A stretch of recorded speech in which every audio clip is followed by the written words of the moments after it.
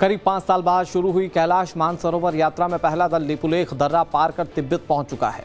इस साल यात्रा के लिए 1000 यात्रियों का चयन किया गया। 50-50 यात्रियों के 20 जत्थे बनाए गए। यात्रा सितंबर तक चलेगी, लेकिन उससे पहले हम आपको उस यात्रा पर ले चलते हैं जहां साक्षात प्रभु शिव का निवास है। टाइम्स नाउ नवभारत की टीम के साथ आस्था के सबसे बड़े सफर पर चलिए नवभारत संवाददाता गौरव श्रीवास्तव की ये सुपर एक्सक्लूसिव रिपोर्ट देखिए।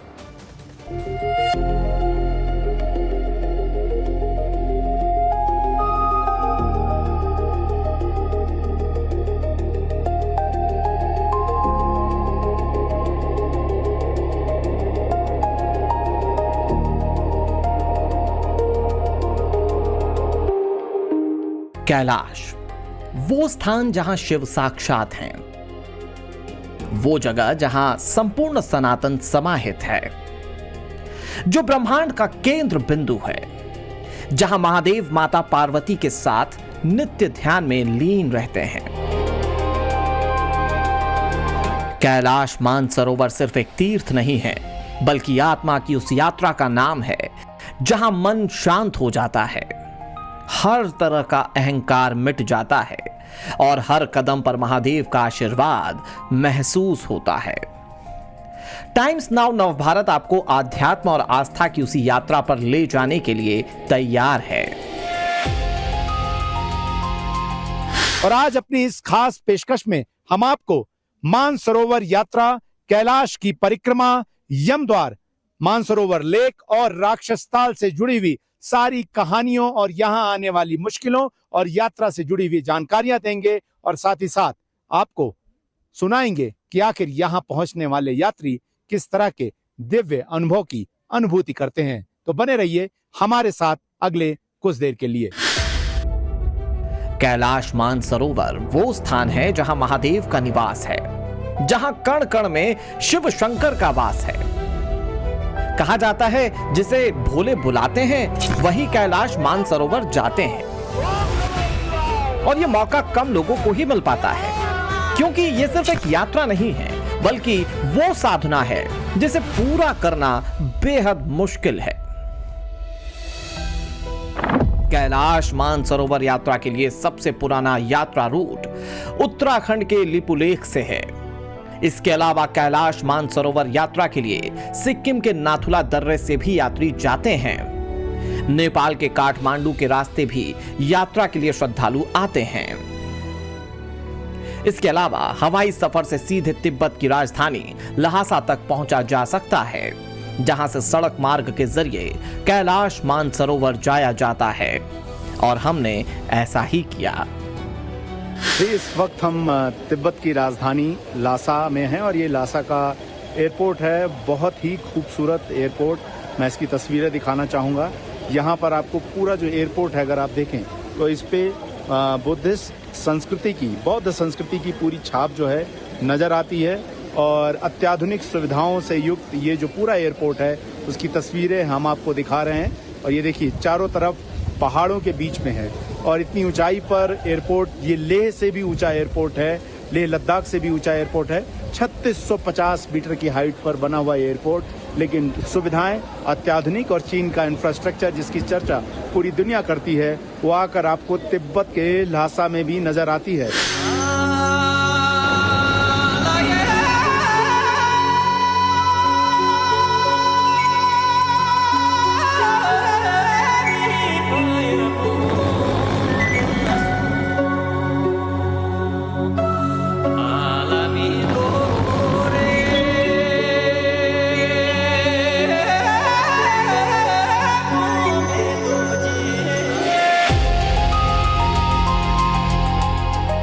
कैलाश मानसरोवर यात्रा के लिए ल्हासा पहला पड़ाव है।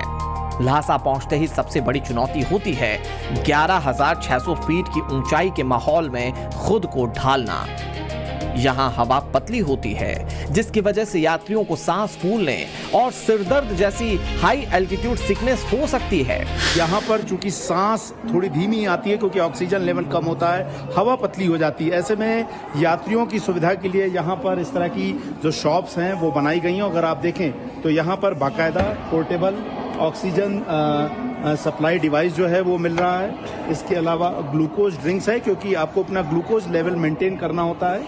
इसके अलावा अगर आप देखें तो ऑक्सीमीटर्स जो हैं, जो कि ब्लड में जो ऑक्सीजन लेवल होता है उसको चेक करता है। तो यहाँ पर आप इसको खरीद सकते हैं। और चूंकि 3650 मीटर की ऊंचाई पर दुनिया में कोई भी इतना बड़ा शहर नहीं बसा हुआ है जिस तरीके से बौद्ध संस्कृति को, तिब्बती संस्कृति को समेटा हुआ लासा शहर। और तिब्बत की राजधानी, दुनिया की छत और एक बड़ी आबादी यहाँ पर बसा हुआ है। लेकिन सबसे महत्वपूर्ण है कि कोई भी व्यक्ति यहाँ पर आए, धीमे बोले, धीमे चले और धीमे धीमे यहाँ की परिस्थितियों के अनुकूल ढले और उसके बाद यहाँ से अपनी यात्रा को शुरू करें। कैलाश मानसरोवर जाने वाले श्रद्धालुओं को 2 दिन तक लहासा में रुकने की सलाह दी जाती है और हमें भी ऐसा ही कहा गया। 2 दिन तक लहासा में रुकना था तो सोचा क्यों ना बौद्ध धर्म की उस विरासत से साक्षात्कार कर लिया जाए जिसे देखने दुनिया लहासा आती है। और ये जगह है दुनिया का सबसे ऊंचा महल, पोटाला पैलेस। तो काफी मशक्कत के बाद, ऑक्सीजन से जूझते हुए, सांसों को संभालते हुए अब हम उस जगह पर उस नज़ारे को देखने के लिए पहुंच चुके हैं जिसको देखने के लिए दुनिया तरसती है। दुनिया की सबसे ज्यादा ऊंचाई पर बना हुआ पोटाला पैलेस। और ये भव्य पोटाला पैलेस जब आपकी नजरों के सामने आएगा तो आपकी आंखें खुली की खुली रह जाएंगी, क्योंकि 13 मंजिलों की इमारत दरअसल 5वें दलाई लामा ने स्थापित करवाना शुरू की थी। लेकिन इसका जो प्रमाण है ऐतिहासिक, वो और भी ज्यादा पुराना है और उतना ही प्राचीन है। लेकिन इसके 2 हिस्से हैं। लेकिन मैं पोटाला शब्द से शुरुआत करूंगा क्योंकि ये संस्कृत के पोटल का शब्द से आया है। और पोटल का शब्द जो है वो करुणा के देवता भगवान अवलोकितेश्वर का एक स्थान माना जाता है। और यहाँ से मैं दिखाना शुरू करूं तो यहाँ पर तमाम सैलानी जो है वो आते हैं। और यहाँ पर इमारत देखें तो ये जो पुराना स्ट्रक्चर है, खास करके यहाँ वो पैलेस के रहने वाले लोगों के लिए बना हुआ है, प्रशासनिक कार्यों के लिए बना हुआ है और बहुत ही सुंदर इमारत। और आप देखें तो जो आपको हिमाचल में भी दिखेगा, खास करके लाहौल स्पीति और अन्य जगहों पर जो काटकुनी शैली होती है, यानी कि पत्थर और लकड़ियों का इस्तेमाल करके इस तरह की इमारतें बनाना जो कि भूकंप रोधी हो, वो इमारत आपको यहाँ तस्वीर में नजर आएगी। पोटाला पैलेस को 7वीं शताब्दी में राजा सोंगतसेन गंपो ने बनवाया था। 13 मंजिला ये इमारत खास तौर से लकड़ी और पत्थरों से बनी है। इसमें 1000 से ज्यादा कमरे हैं, बेशकीमती मूर्तियां और बौद्ध भिक्षुओं की समाधियां मौजूद हैं।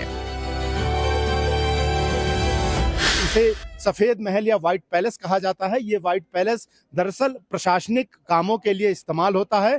और यहाँ दलाई लामा यहीं पर रहते थे जब तक कि दलाई लामा, जो कि मौजूदा दलाई लामा है, वो निर्वासित होकर भारत नहीं चले गए थे। तो लास्ट दलाई लामा जो है वो 14वें दलाई लामा रहे थे। इसके बाद से यहाँ कोई दलाई लामा नहीं रहे। इसके अलावा मैं आपको एक और खूबसूरत इमारत यहाँ पर दिखाऊंगा। पीछे आप जो पैलेस देख रहे हैं, जो सफेद महल के बिल्कुल ठीक पीछे है, व्हाइट पैलेस के पीछे है, उसे रेड पैलेस कहा जाता है। और ये रेड पैलेस, यहाँ पर स्तूप हैं, यहाँ पर आप ध्यान लगा सकते हैं, यहाँ पर धार्मिक कार्य होते हैं, धार्मिक चर्चाएं होती हैं। और उसी के साथ ये पैलेस जो है अपने आप में पूरे इतिहास को समेटे हुआ है। लहासा में बौद्ध धर्म की विरासत बिखरी हुई है। लहासा का जोखांग मंदिर तिब्बती बौद्ध धर्म का सबसे पवित्र और अहम आध्यात्मिक केंद्र है, जो यूनेस्को की हेरिटेज लिस्ट में शामिल होने के साथ ही तिब्बती वास्तुकला, कला और इतिहास का जीवंत उदाहरण है।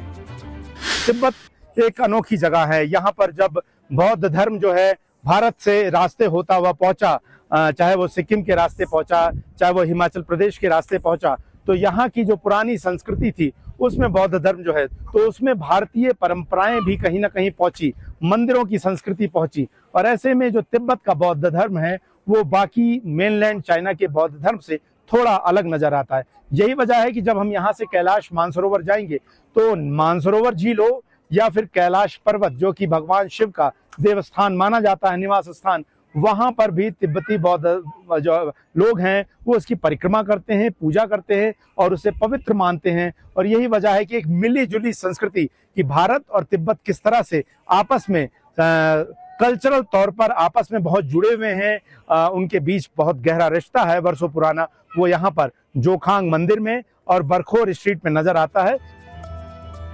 दुनिया की छत कहे जाने वाले तिब्बत की राजधानी लहासा इतिहास के साथ ही आधुनिकता के दौर में भी ले जाता है, जिसका विस्तार जानने में 2 दिन कब बीत गए पता ही नहीं चला। अब वक्त कैलाश मानसरोवर के सफर पर जाने का था। लहासा से कैलाश पर्वत तक सड़क और हवाई मार्ग से पहुंचा जा सकता है।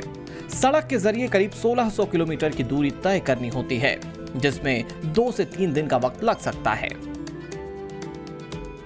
हवाई मार्ग के जरिए लहासा से नगारी गुंसा एयरपोर्ट तक उड़ान भर सकते हैं, जिसमें 2 से 2.5 घंटे का वक्त लगता है, जिसके बाद आधे घंटे कार से सफर करके हम उस जगह पहुंच चुके थे जहां से साक्षात शिव का स्थान कैलाश पर्वत नजर आने लगता है। पीछे जो आप पहाड़ों पर बादल देख रहे हैं, वहां पर कैलाश पर्वत जो है वो विराजमान है, जो कि देवादिदेव महादेव भगवान शंकर का निवास स्थान है। लेकिन बादल होने की वजह से वो फिलहाल साफ नजर नहीं आ रहा है। और अभी हम लासा से चलकर नागरी पुलान आए और वहां के एयरपोर्ट से तकरीबन आधे घंटे की दूरी पर हम फिलहाल राक्षस ताल पर मौजूद हैं। भगवान शिव का निवास स्थान कहे जाने वाले कैलाश पर्वत के करीब 2 झील हैं। पहली कैलाश मानसरोवर और दूसरी राक्षस झील या राक्षस ताल है। पुराणों और तमाम ग्रंथों में मानसरोवर झील को भगवान ब्रह्मा के मन से उत्पन्न बताया गया है। दूसरी तरफ राक्षस झील उतनी ही रहस्यमयी है। तो इस वक्त टाइम्स नाउ नव भारत की मौजूदगी तिब्बत के उस इलाके में है जो 15,000 फीट की ऊंचाई पर है। और तस्वीरों में आपके सामने नजर आ रहा है राक्षस ताल, या जिसे रावण ताल भारतीय हिंदू परंपरा में मान्यताओं में कहा जाता है। और ये 15,000 की फीट की ऊंचाई पर स्थित खारे पानी की झील है। और ये जो झील है ये मानसरोवर ताल से सिर्फ 15 मीटर नीचे है। और मानसरोवर ताल और रावण ताल दोनों ही एक गंगा छू नाम की जलधारा से जुड़ते हैं। लेकिन मानसरोवर ताल जहां मीठे पानी की झील है, वहीं रावण ताल जो है राक्षस ताल वो खारे पानी की झील है। भारतीय परंपरा में इसकी नकारात्मक ऊर्जा के कारण ना ही इसकी परिक्रमा की इजाजत है।